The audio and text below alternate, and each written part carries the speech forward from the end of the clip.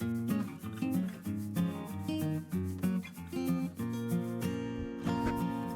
I'm Dr Anthony Maloof from Eyes and Faces and Corneal and Oculoplastic Surgery in Sydney. This video is about cleaning your nose after keyhole watery eye surgery and why it's so important to do it to get the best result.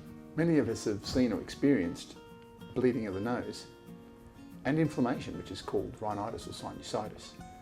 Bleeding of the nose and inflammation occurs after keyhole watery eye surgery.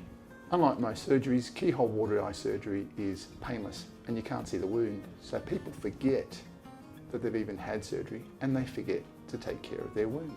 Yet bleeding and inflammation can compromise the result of watery eye surgery. So this video shows you how to clean and care for your wound and not compromise the result. We need to rinse the nose, and we rinse the nose with salt water because the nose is a moist environment. Fresh water stings the nose, even though we have no problems when we drink it. So here's what to do. Take your rinse bottle and you'll notice there's a dotted line on it. It's about 250 mils, fill it with tap water.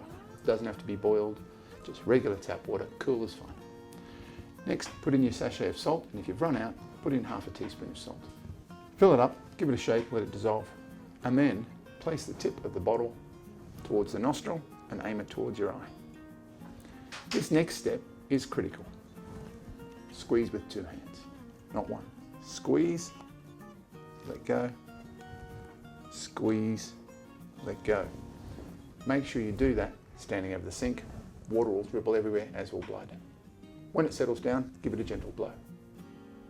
At the end of that, get your little spray bottle, spray each nostril and sniff.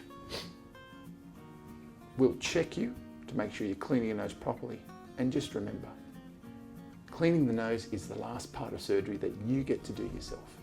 So finish it off, get a great result. Thanks for watching.